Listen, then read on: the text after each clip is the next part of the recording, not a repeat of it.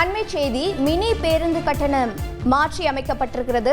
இது பற்றிய விவரங்களை செய்தியாளர் பாஸ்கர் வழங்க கேட்கலாம். பாஸ்கர் வணக்கம். முந்தைய பேருந்து கட்டணம் எவ்வளவு, மாற்றி அமைத்திருக்கக்கூடிய கட்டணம் எவ்வளவு, விவரங்கள் என்ன?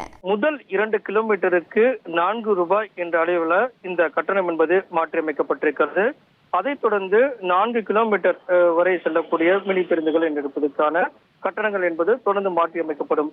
4 முதல் 6 கிலோமீட்டருக்கு 5 ரூபாயும், 6 முதல் 8 கிலோமீட்டருக்கு 6 ரூபாயும், 10 கிலோமீட்டர் முதல் 12 கிலோமீட்டருக்கு 8 ரூபாயும், 18 அதிகபட்சமாக 20 கிலோமீட்டர் வரை செல்லக்கூடிய மினி பேருந்துகளுக்கு 10 ரூபாய் என்ற அளவுல மினி பேருந்துகளுக்கான கட்டணங்கள் என்பது. யோகா ஆரோக்கியத்தை மட்டும் இல்ல, வருமானத்தையும் கொடுக்குது. இங்க ஒருத்தர் யோகா கிளாஸ் நடத்தி வருஷத்துக்கு 15 லட்சம் ரூபாய் சம்பாதிக்கிறாரு. எப்படின்னு தெரிஞ்சுக்க ஃப்ரீடம் ஆப்பை டவுன்லோட் பண்ணுங்க.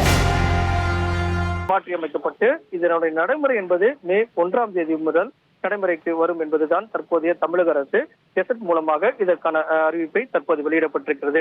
ஏற்கனவே தனியார் மினி பேருந்துகளுக்கான புறநகர் பகுதிகளில் மினி பேருந்துகளுக்கான சேவையை கொண்டு வருவதற்குண்டான அனுமதி என்பது கொடுக்கப்பட்ட நிலையில மினி பேருந்துகளுக்கான கட்டணம் என்பது மாற்றி அமைக்கப்பட்டிருக்கிறது.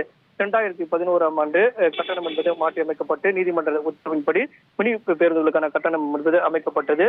தனியார் மினி பேருந்துகளும் கட்டணத்தை உயர்த்த வேண்டும். டீசல் மற்றும் பெட்ரோல் விலையெல்லாம் உயர்ந்திருக்கிறது. அத்தியாவசிய பொருட்களுடைய விலை உயர்ந்திருக்கு. இதன் காரணமாக மினி பேருந்துகளுக்கான கட்டணத்தை மாற்றி அமைக்க வேண்டும் என்று தமிழக அரசுக்கு கோரிக்கை வைத்திருந்தார்கள்.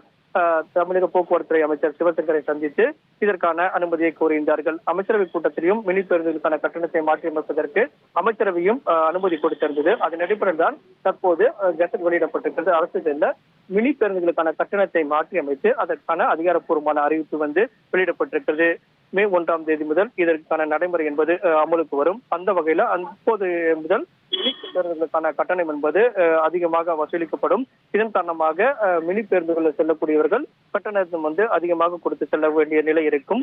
ஆனால் மற்ற பேருந்துகளில் கட்டணங்கள் மாற்ற அமைக்கப்படாது என்பதை போக்குவரத்து அமைச்சர் திட்டவட்டமாக தெரிவித்திருந்த நிலையில மினி பேருந்துகளுக்கான கட்டணம் என்பது தற்போது மாற்றி அமைக்கப்பட்டு அதற்கான அதிகாரப்பூர்வமான அறிவிப்பை தமிழக அரசு தற்போது வெளியிட்டுள்ளது.